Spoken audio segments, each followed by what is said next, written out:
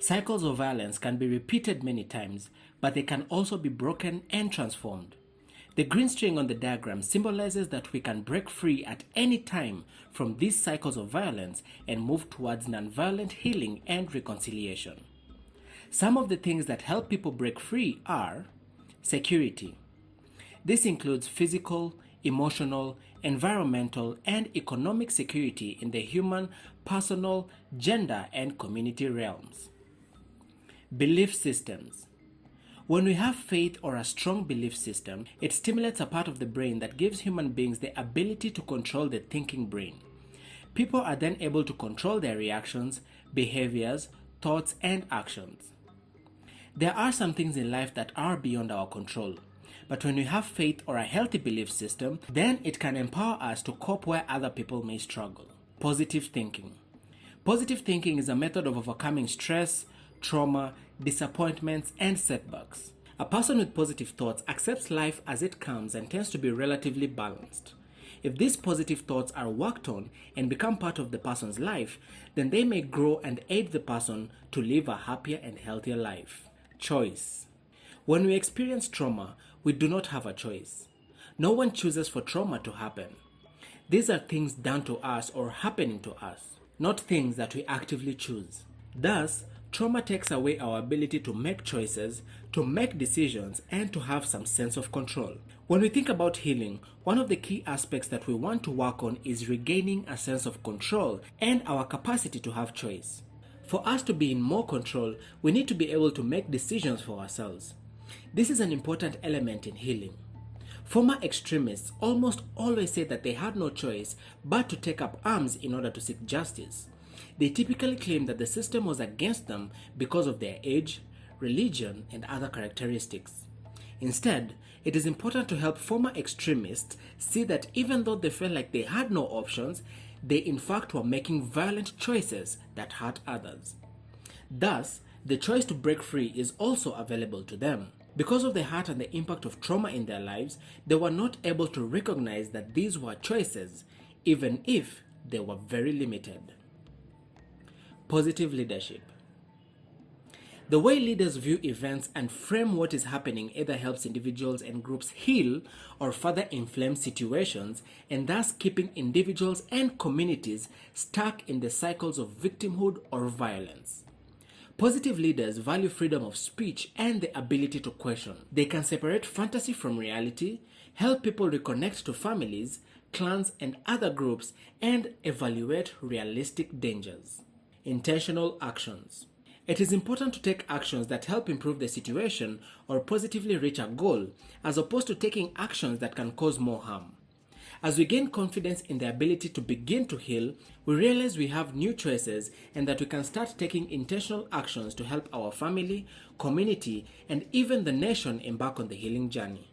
Remember that the path is not linear and is different for every person. You may spend time in one of the new dawns on the healing path and find yourself suddenly back in the victim or the aggressor cycle. Knowing that there are options available often makes it easier to get back on the path. Searching for answers and learning new strategies not only helps the healing process, but also builds resilience. The drive or need to unfreeze and heal stays with us no matter how long ago events happened.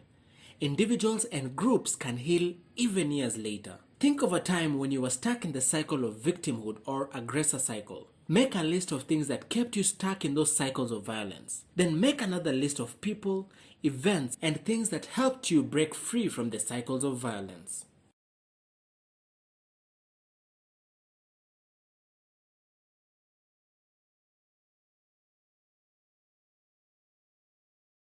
Some of the components in the community and police breaking free cycles include: it is important to understand the reasons behind the enemy's actions in harming you. Did they feel that they had no choice? Were they coerced by other parties in harming the victim? Hearing this narrative and examining the root causes can help humanize the other side and support the victim's healing journey.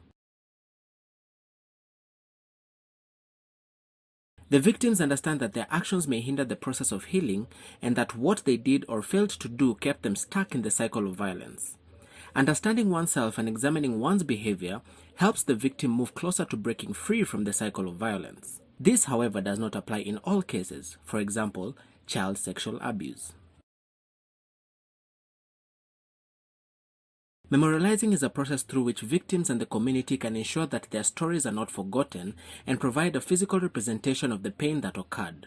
Establishing these memorials allows victims to remember what they lost and prevent that loss from reoccurring.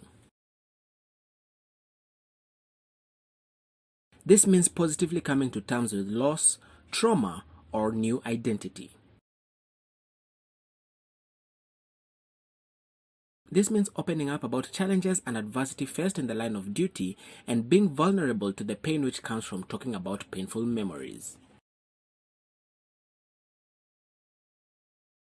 Developing trauma-informed institutional structures is about creating meaningful, multi-layered, whole system change.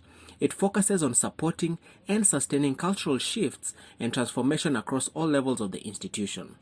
The shift recognizes the prevalence and multi-layered impact of trauma and adversity at an individual, family, societal, and institutional level.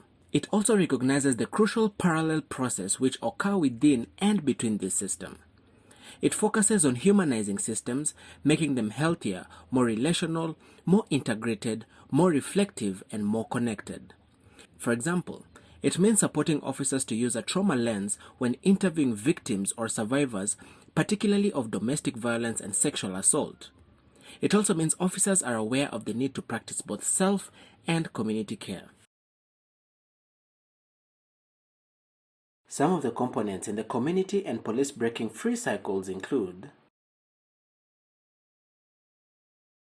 it enables us to accept our loss by recalling what happened and confronting our fears. It is only at this point that the victim finds courage to interrogate the perpetrators and why they acted the way they did.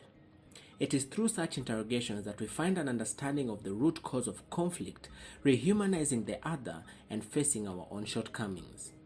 Mourning and grieving have to be facilitated through the organization of forums to provide safe spaces where neighbors can meet and have the opportunity to question each other, express anger and blame each other, cry and express pain in front of each other, and ask the many why questions.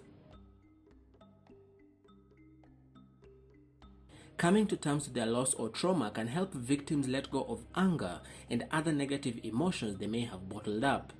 The victims heal when they accept that the trauma changed them and that they are not the same person anymore. They have to confront the fears about their new identity. They should obtain support from family, friends, and community members to talk through the trauma, build resilience, and understand their new self better.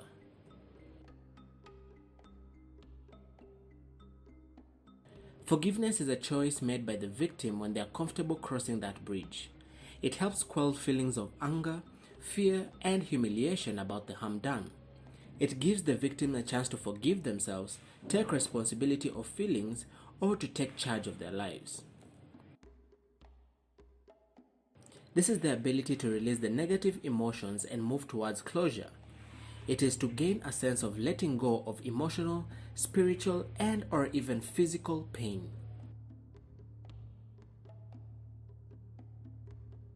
This means accepting the truth and owning up to the wrongdoing.